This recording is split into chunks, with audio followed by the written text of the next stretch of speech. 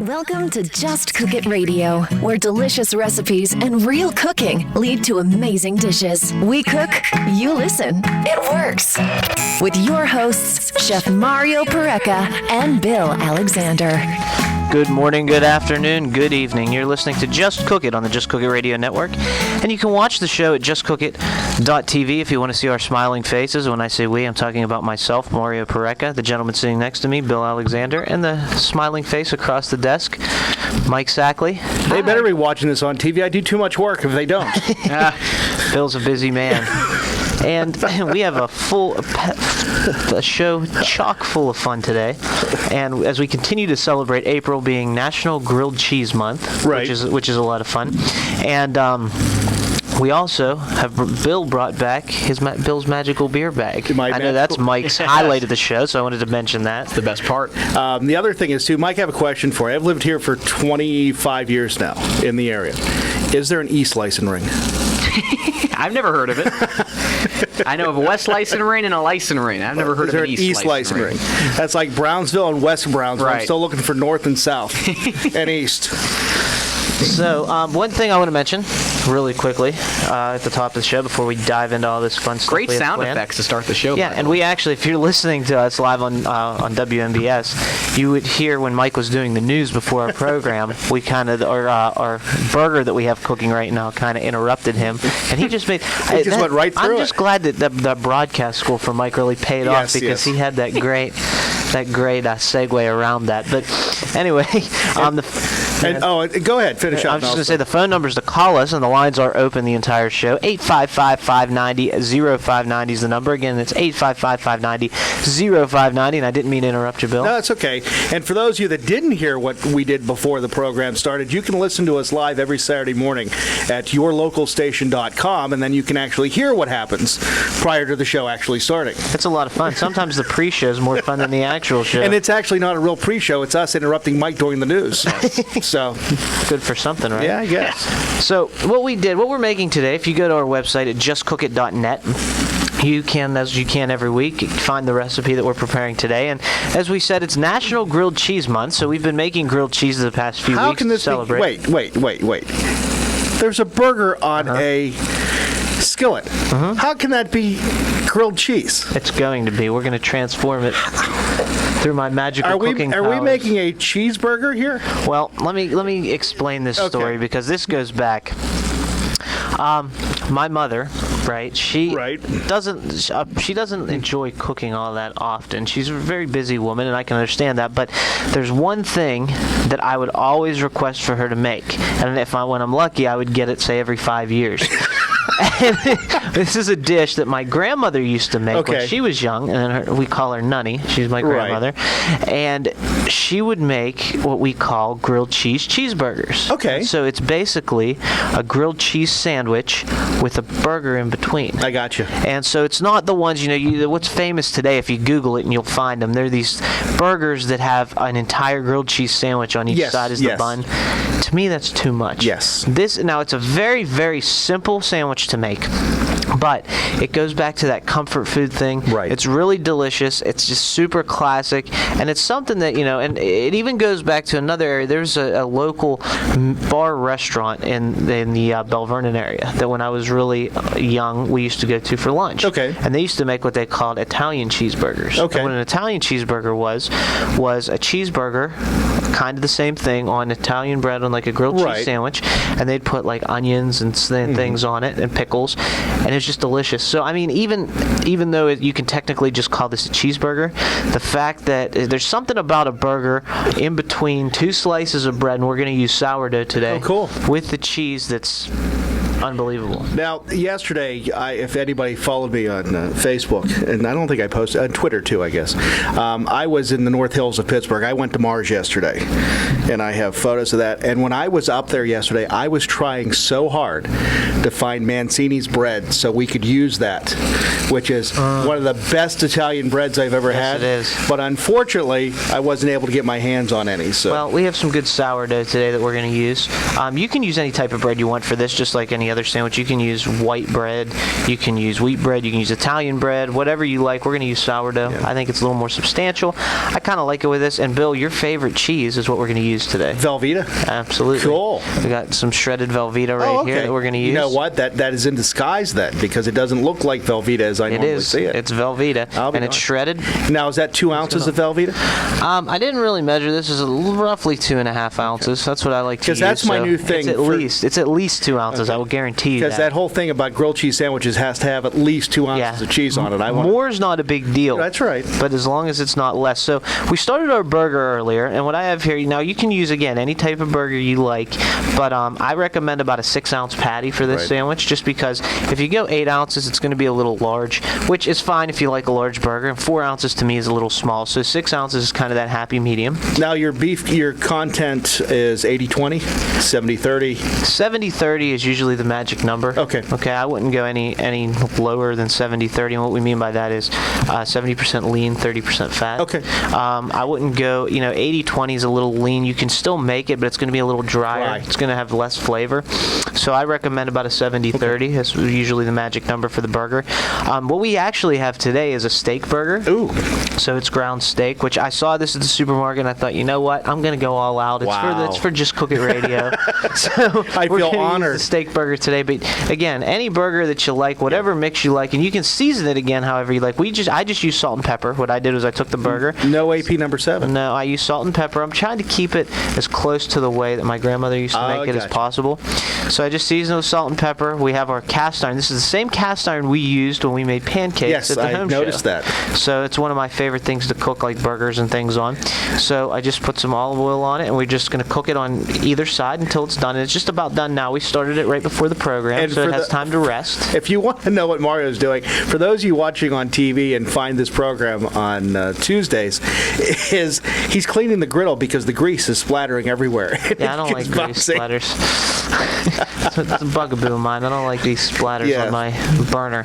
But so yeah, our burger's just about finished. All we did was cook it on this cast iron. You can do it on the grill if you like. You can do it right in a pan at home.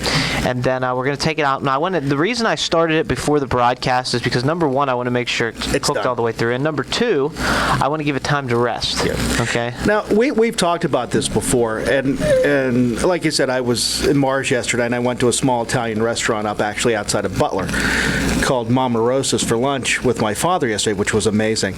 And we've talked about places to get burgers, not the fast food or the chain restaurants. And it was last week or 2 weeks ago when I made the comment about the Potters. The Potters. That we talked about. They have some of the best burgers in Uniontown.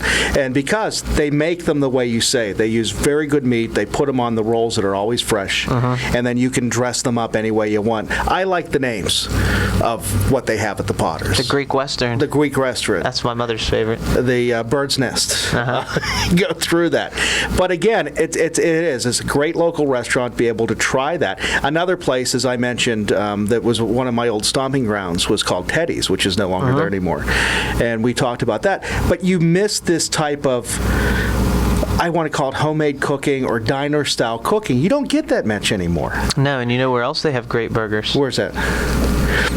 Where at? Come on, tell me. 4th Street Barbecue. Yeah, they have some of the best burgers. And I've even heard rumors. I'm not gonna mention names, and I'm not gonna say where I heard this, but I've heard rumors that workers from other restaurants who sell burgers are go to 4th Street Barbecue to get their burgers at lunch. That's cool. So that tells you something right there. But their burgers are great because they actually they have a special. Their meat is a special blend. Oh, really? It's ground beef and brisket. Ooh. So they take the brisket that they make which is excellent at 4th Street Barbecue, and that goes into their burgers. And then they cook them they have a griddle. They cook them on the griddle to order.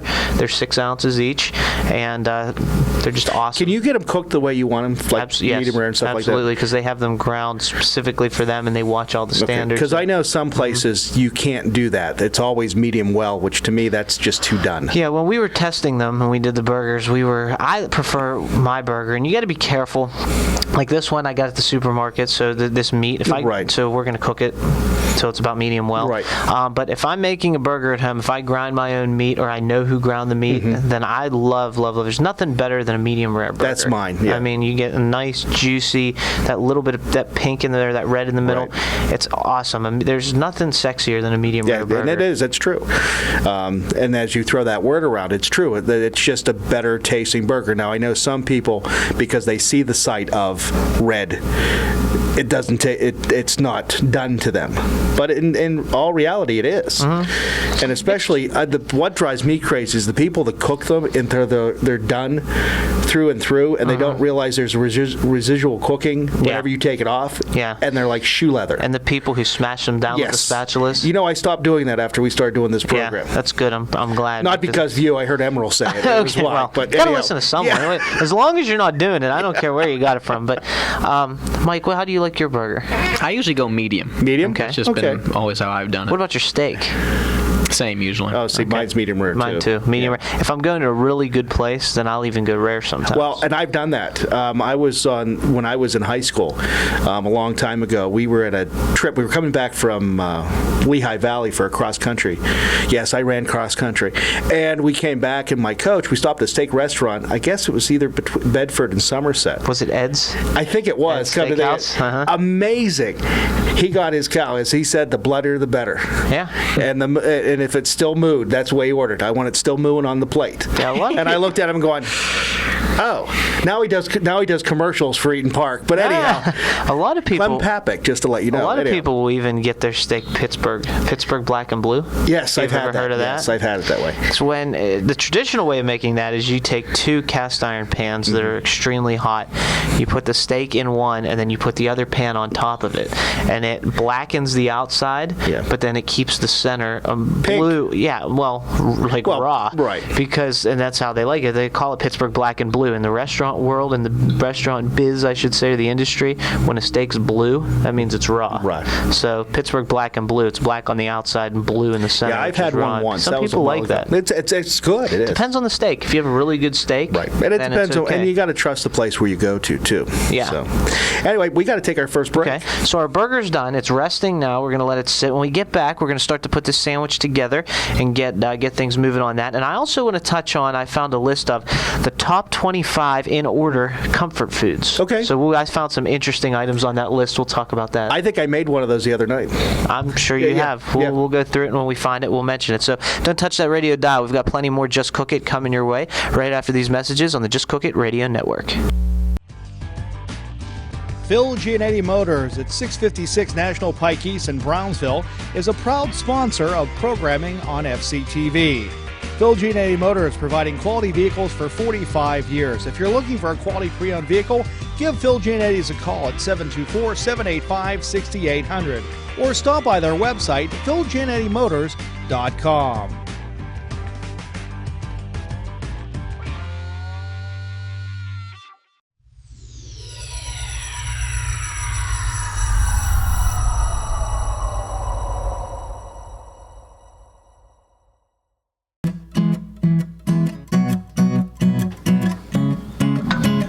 Welcome back to Just Cook It Radio here on the Just Cook It Radio Network and also at justcookit.tv. And we are making how are we calling this? A grilled cheese cheeseburger. There you go. I was going to just call it a grilled cheese hamburger. I didn't do the cheese. So we're double cheesing it, right? Oh, it's going to be cheesy. Cheesy? Anyway. Hey, so I was out and about yesterday and I stopped at my... Oot and a boot. Oot and a boot. And that's what I say when they take me back to Canada. So that's how they make me talk. Whenever they... When the Mounties have me in cuffs. Which may not be too soon.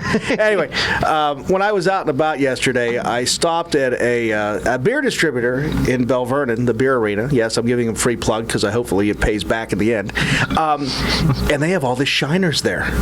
And I was amazed at what they had as I took a picture and now made it my profile picture on Facebook.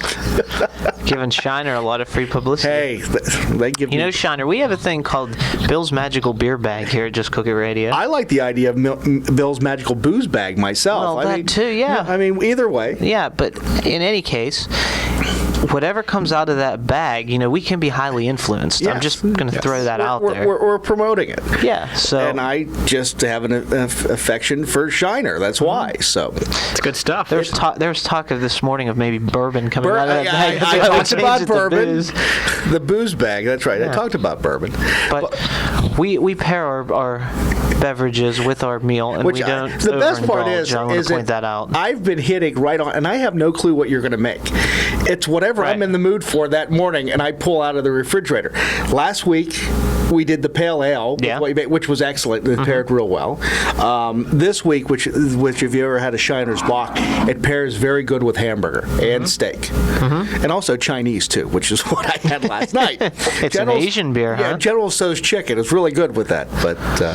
But no, if you'd like to sponsor us, or if you'd like to send us any of your microbrews or anything that you make and like to talk to us, we'll be more than happy to pull it out of Bill's Magical Beer Bag or Booze Bag or whatever we're calling it, because we're realizing now that when you pair food like you do with wine and everything else, you pair it with what you drink, and again, it's very good when you do that. So you can't miss it out. We may pull some wine out of that bag at some point. Hey, it's good for me. We can do whatever we need to. I mean, we got a lot of winery guys we met at the home show. That's right. We have our friends at Plum Run Winery. Yes. Our friends at Christian Clay Winery and Repepe's. So we know a lot of people that are making booze, don't we? Mike Sackley's got a big smile on his face. It's always magical. Hey, there is nothing not magical about it. Question for you, Mike. Have you ever looked at doing your own microbrew or craft beer or making your own? I've never really thought about it. I've just been so interested in tasting other people's beers that I never really thought about doing myself. I'm too interested in drinking about making. Because this week in Pittsburgh is actually Craft Beer Week, and they're doing certain tastings in certain places in Pittsburgh. And one of my friends, how we started to get on this conversation, Doug Deirdre, who does the podcast Should I Drink That? Podcast is going to be there. Him and Sick Puppy, as he calls his sidekick, are going to be out and about. We talked about having him on the show, and hopefully we're going to be able to do that within the next few weeks. Sick Puppy. Yeah. Trust me, the guy is. I know him too.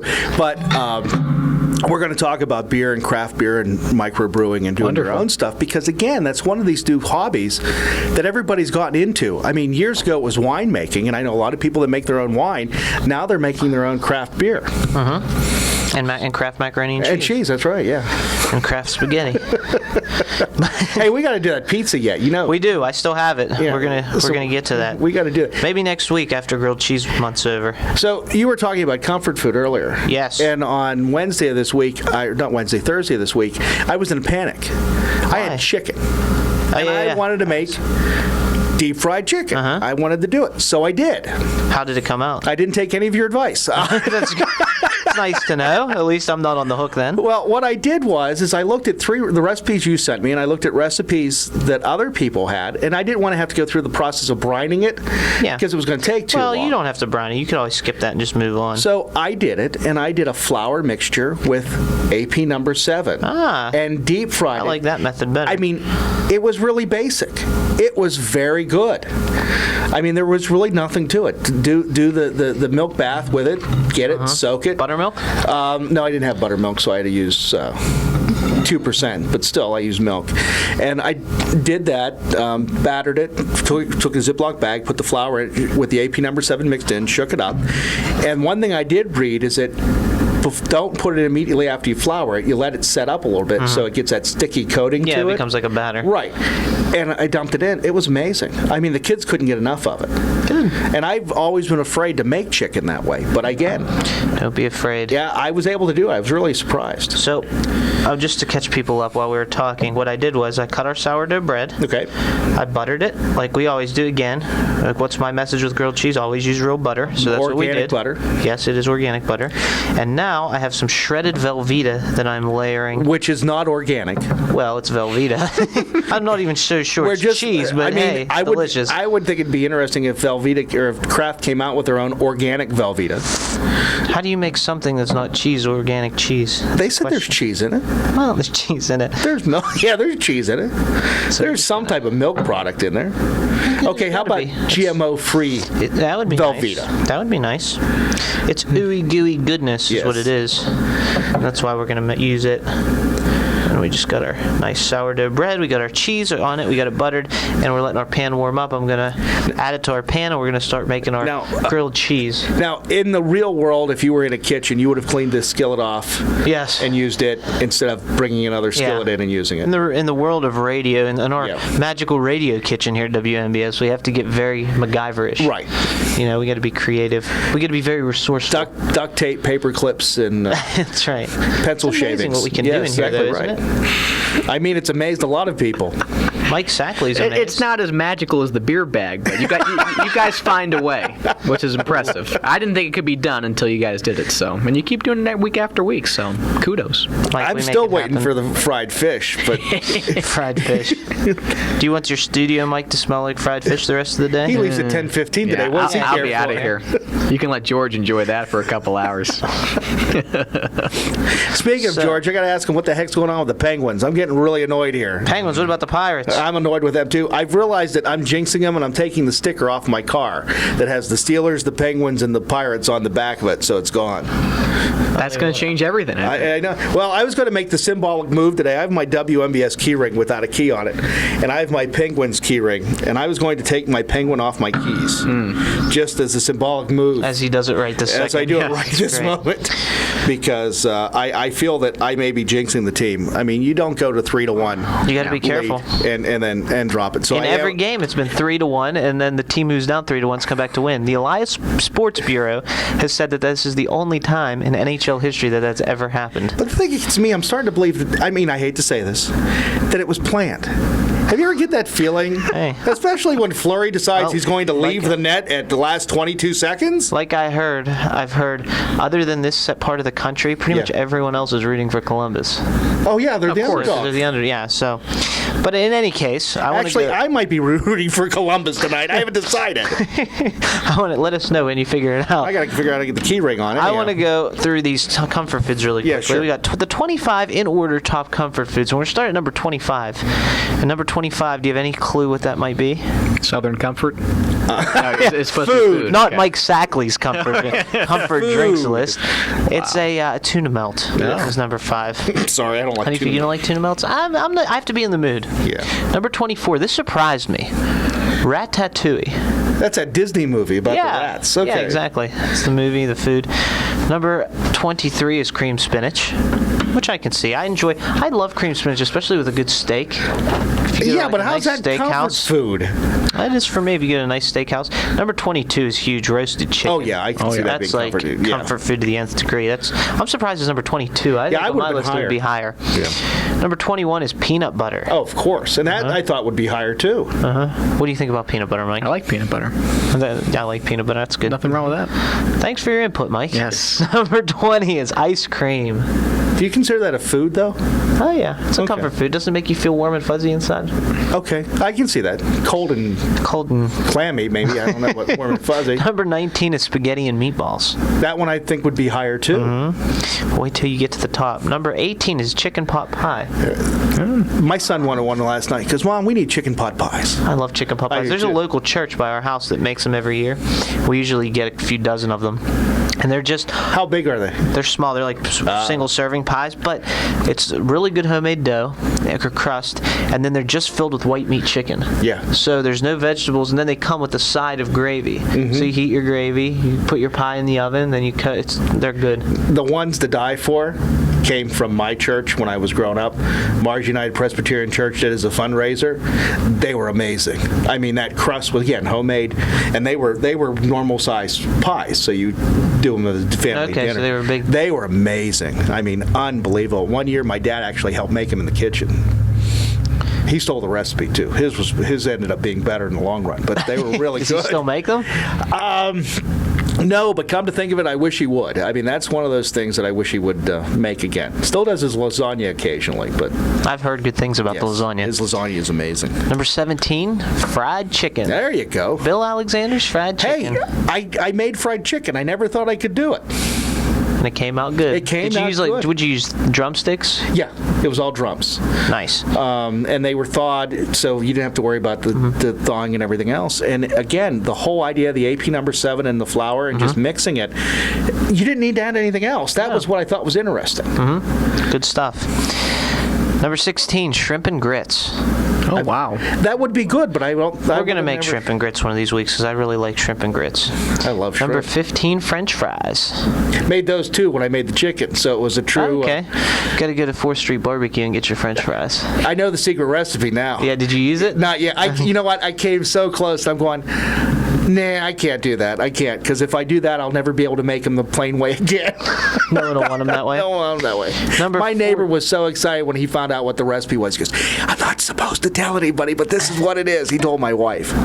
Why are you telling everyone? No one will go to 4th Street Barbecue now because I'll make them at home. I don't think they will. I mean, you can't get the AP number 7 anywhere else except 4th Street Barbecue. And my kitchen. So that's the only 2 places. Oh, so you're selling out of your kitchen? Back alley deals.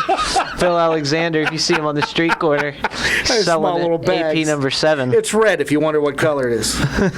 He's like, he's a Heisenberg. It does selling for AP number 7. It does have rosemary in it. I know that much. That's about all I know. No, I would be Heisenberg because I'm the one who makes it. Yes. You would be Jesse because you're the one out peddling it. Mike Sackley's calling the police as we speak. Mike, it's a seasoning. Relax. It's all legal. Number 14 is gravy. How can that be a comfort food? Well, gotta love some gravy. You drink it by the cup or what? And if you want to call and give us your input about comfort foods, again, 855-590-0590 is the number. Again, 855-590-0590. Give us a buzz. We're here. The phones are. Mike Sackley's just dying to answer some calls, so give us a buzz. And even if you just want to call and say hi to Mike, he really makes him feel special. So drink give us a cup call. of gravy. Yeah, if you like to drink gravy, please let us know. Who doesn't? Number 13 is French onion soup. Oh, I love French onion soup. And the cheese is always the best part. Yes. Number 12 is pie. Now, when you do your French onion soup, do you use provolone put on top of it? Gruyere. Because I know when some do it, they put provolone, they put the round discs on it, and they let it melt, and then I've seen people just shred it. Well, you got to put a crouton underneath. Right. That's what keeps it afloat, keeps the cheese afloat. But what I generally do is I'll put you get stale crusty bread or croutons. Right. You put those in so they float.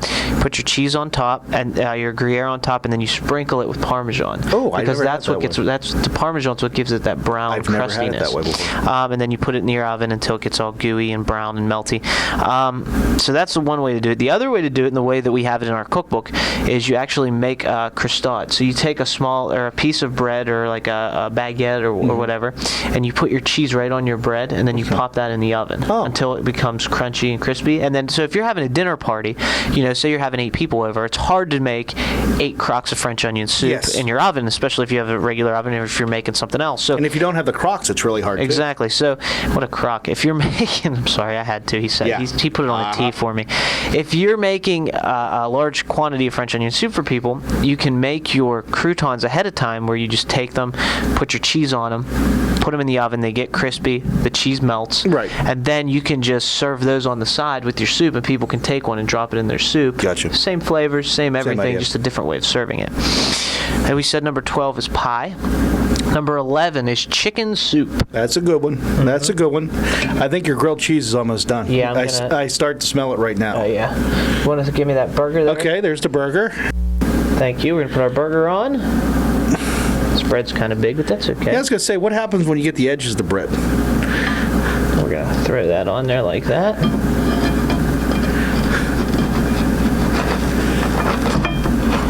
And we're going to give it a little flip just to make sure it's all nice and melted in the center. There you go. Looking good.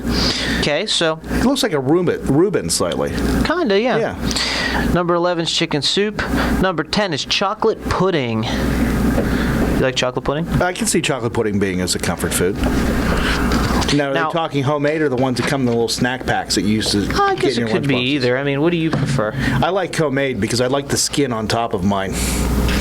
You like the skin? I'm not a skin fan. Yeah, I've always liked the skin. But I must say, a lot of places use, like if you go to local restaurants, especially the buffets, a lot of them come from a number 10 can. Yeah.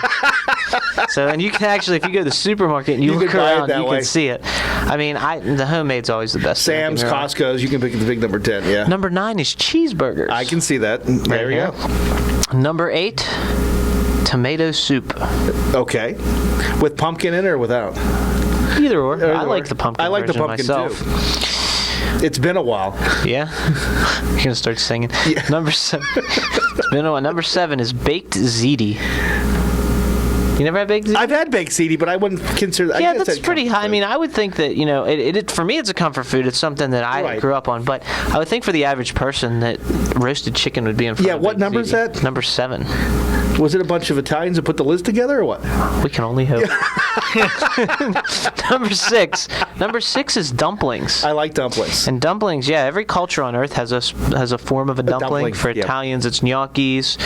Pot stickers for Asian cuisine. And here in the good old USA, it's the chicken and dumplings.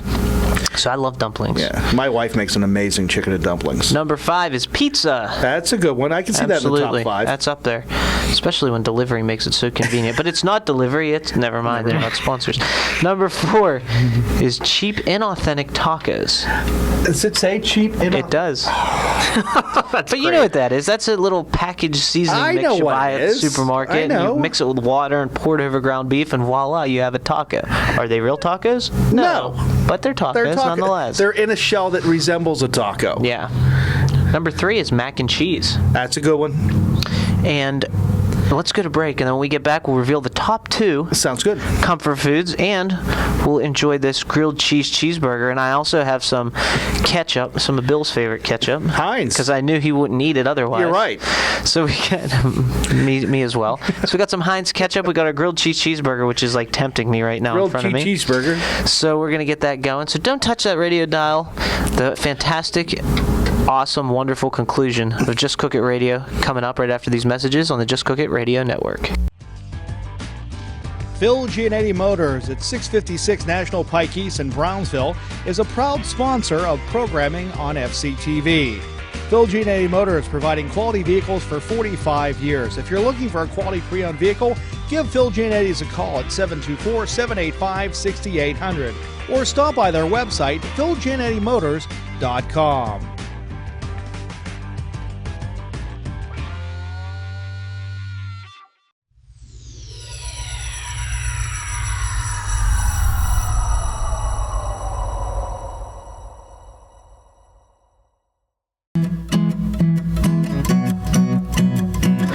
Welcome back to Just Cook It Radio here on the Just Cook It Radio Network as we get ready to devour our grilled cheeseburger. Oh, yes. And also go with our famous classic standby, the Shiner Bock from our friends in Shiner, Texas, as we go. And we're passing around plates right now. That reach gets longer and longer each week. Have you ever noticed that? Ketchup, boys. And I know some people may say that ketchup is immature, I love ketchup. Not the best. You want mustard or so. You can use whatever you want. I'm a ketchup guy. So I am too. I mean, especially being from Pittsburgh. Ketchup, Mike. Yes. There's a couple more pieces here. Is George here? He's getting ready, I'm sure, to come in. I'm sure he can smell the burger. I'm sure he Come can. in. We got some extra pieces. And Bill's opening the beer. So now let's finish up our list. Yeah, go ahead. Of the top 2 comfort foods. Drum roll, please, Mike. Oh, well, you do. Well, not yet. Let's get to number 1, and then we'll give you a drum roll. I'll get one ready for you. Number 2 is mashed potatoes. With or without gravy? Well, just mashed. We already said gravy, so number 2 is mashed potatoes. Gotta love mashed potatoes. We made mashed potatoes on the show around Thanksgiving. I believe it's one of the first things we made on the show. The first thing we made was the Kraft spaghetti. I believe the second thing we made was mashed potatoes because, Bill, that's one of your favorites. As Bill pours the Shiner for us. It's Mike's highlight of his morning. Yes, sir. It smells so good. Love Shiner Bock. It's like that you can find a lot of places in Western Pennsylvania, and I made the realization a while ago why, and that's because of the oil and gas industry moving up. Where are the guys from? Oklahoma, Texas, yes, and they want their beer that they're familiar with up here. I'm so glad they do because it's good stuff. It's become my favorite. We benefit from it. Yeah, exactly. You ready, Mike? You ready? Drum roll, Number please. one. The number 1 comfort food. What do you think it is, Bill? Hot dogs. Okay, what do you think it is, Mike? Ooh. I guessed it when I first found the list without looking at it. I think I'll have to go hot dogs, too. I can't think of anything else. Okay. Drum roll, please. Another one? And you're both wrong. Number 1 comfort food is grilled cheese. That's just not fair. Yeah. It really is. You can look at you can check the list. It's grilled cheese. I was going to say bacon there for a minute, but yeah, bacon. I'm surprised didn't make the list. Bacon had to be an honorable mention. but baked ziti was on there. Bacon ziti. We can do that, but we covered all the bases today because. Cheeseburgers are on the list. Grilled cheese is on the list. You put them together, and one of them's the number one food. One of them was like number 9, I think. So take the difference, and it's like number 6. Yeah. Hey, this is really good. Thank you. That's my grandmother's recipe. So she used to make it. That's really good. And she used to make it for special occasions as well. Like when my mother has 2 sisters and a brother, and when her brother would come back, he was in the military, and that's where I guess he found this in the military and told my grandmother about it. So when he would visit and he would come home, she would make it for him, and of course my mother and my aunt would always want it, but my grandmother wouldn't make it just for them. She'd make it when he came in.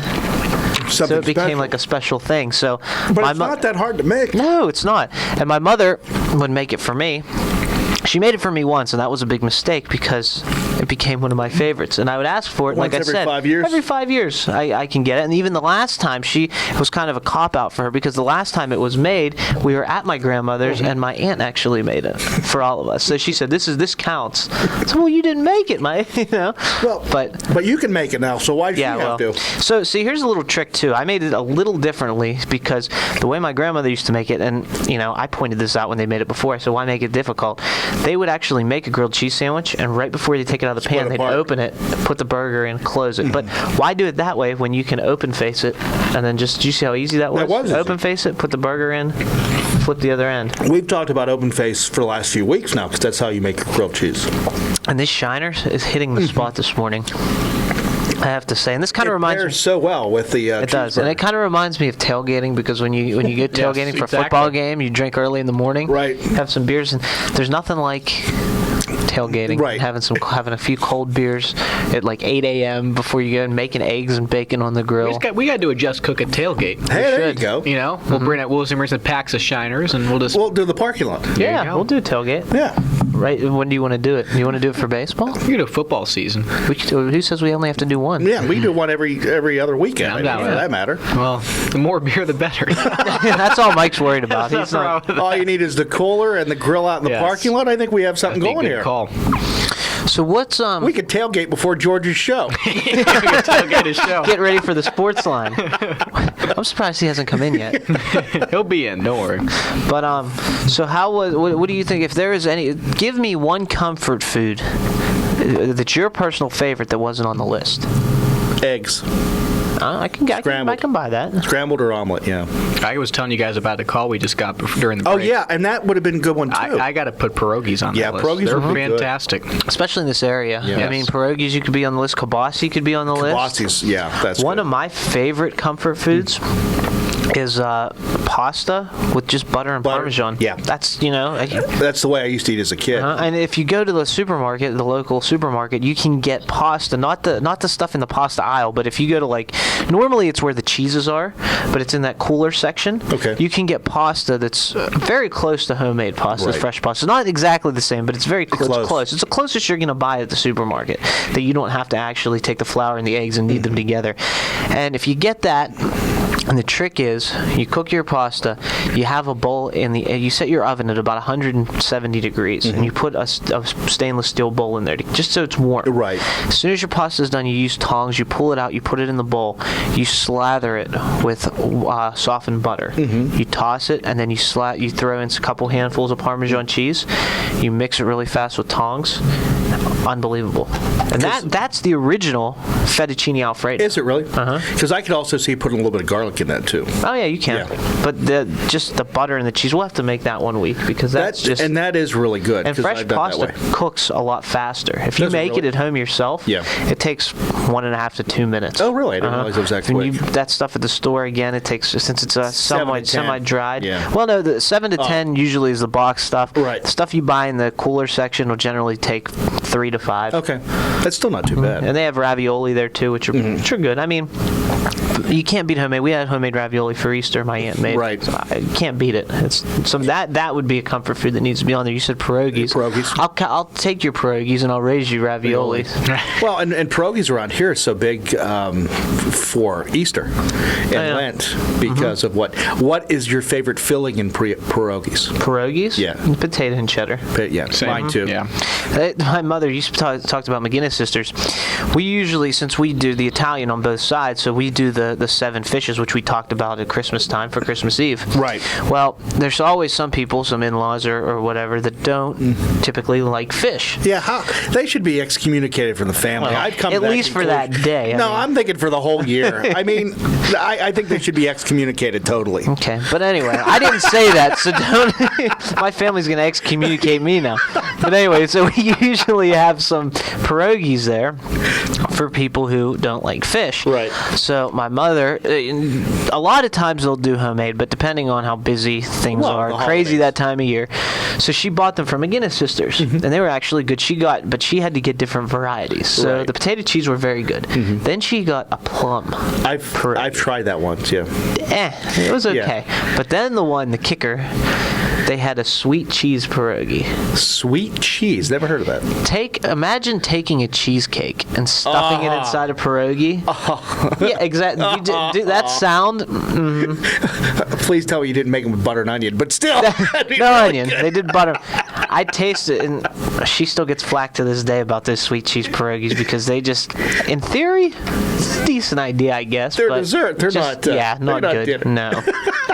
You don't want that with dinner. Now the potato cheese ones were really good. They did a good job with those. With onion and then fried up. Onion, butter. And I get a lot of flack about that because my sister loves pierogies. Yes. So she'll ask me to make them when she's at home. And we'll get like Mrs. T's or whatever. Right. Different stuff. And I'll make them, and I always get a ton of butter and caramelized onions and sweat them down. And she can't fathom the fact that there's onions on them.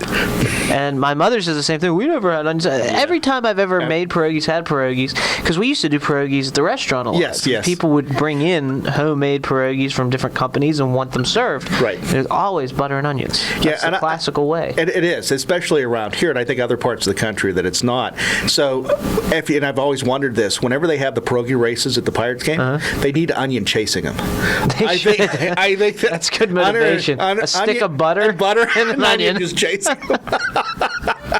Well, they have an onion pierogi, Oliver Onion. Yes, I know. But I agree. It's still not the same. No, I agree.